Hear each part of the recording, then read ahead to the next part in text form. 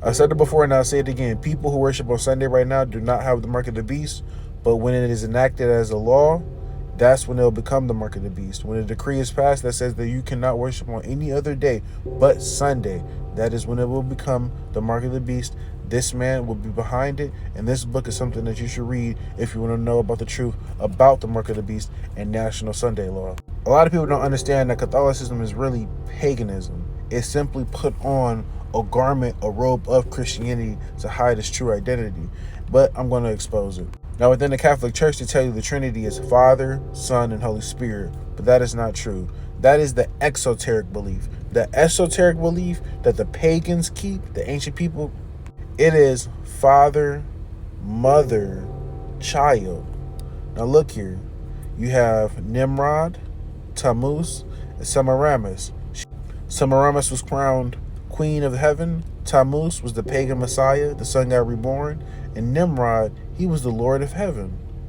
Now look here, in 1 Chronicles 16:26 it says, "For all the gods of the people are idols, but the Lord made the heavens."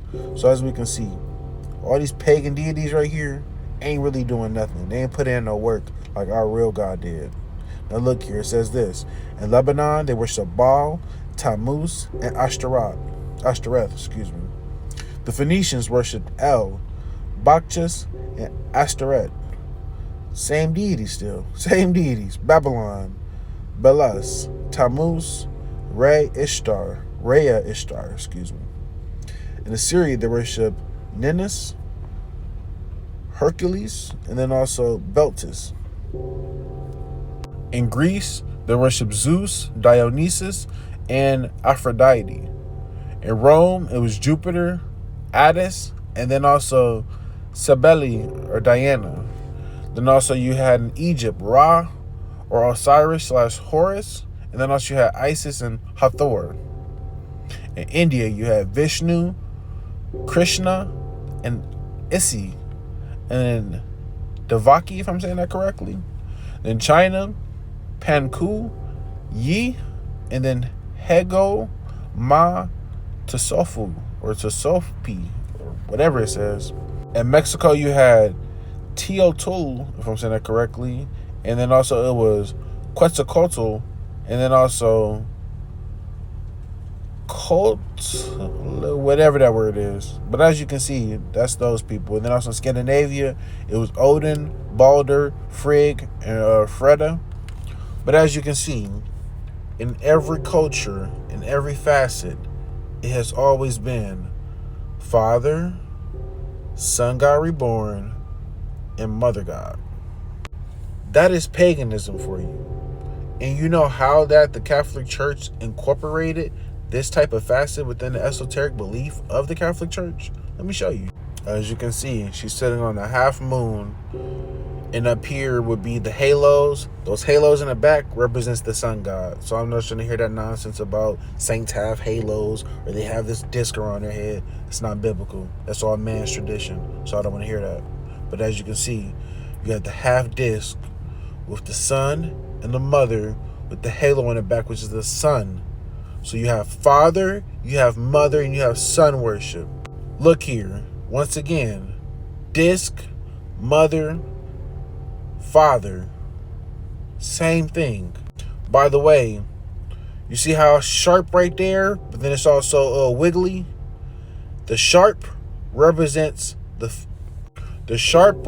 male genital, which is the male deity, and the wiggly one represents the female. But then as you can see up here, we also have Mother Mary and also the Son. So you have Father, Mother, Son worship. And then back over here, we got the disc. We got the blazing stars, the sun god. Then also you got the mother holding the son. The same concept. This is the esoteric knowledge within the Catholic Church. But the exoteric people, the people that sit in the pews, they don't know this information. And when people get talking about, oh, Christianity is corrupt all along. First of all, no, that's not true, because the Catholic Church is not the original church. Because the first original church is Messianic Jews. The apostles, Peter, James, all of them, they were Jews. They were Messianic Jews, not Messianic Catholics. I don't want to hear that nonsense. What do you have right here at the German cathedral? You got the sun and you got the half moon. You know how it says in Revelation 13:3, where it says, "And I saw one of his heads as they were wounded to death, and his deadly wound was healed, and all the world wandered after the beast." Let me show you. I believe this is Michelle Gorbachev, but look at our leaders of the world wandering after the beast. Like I said, look at the ambassadors, the leaders of the world wandering after the beast. The kings and queens, the dukes of the world wandering. By the way, look how he's wearing white. Look how they're wearing black. That is Freemasonry for you. The dualism, the yin-yang, the yin, the yang, the white, the black, the light, the darkness. They got to do this every time. Like I said, the leaders of the world meeting with the Pope, wandering after the beast. Muslims too, staying out of this. Like I said, the world leaders, even in America. World leaders, people. President, higher up, higher up. Let's see how the reformers view the Catholic Church and the Pope, the papacy. Luther said, "I know that the Pope is antichrist and that his seat is that of Satan himself. The papacy is a general chase by command of the Roman pontiff for the purpose of running down and destroying souls." Strong word.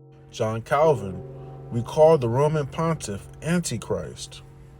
John Wesley said, "He is, in an emphatic sense, the man of sin, the one that Paul mentioned, as he increases all manner of sin above measure."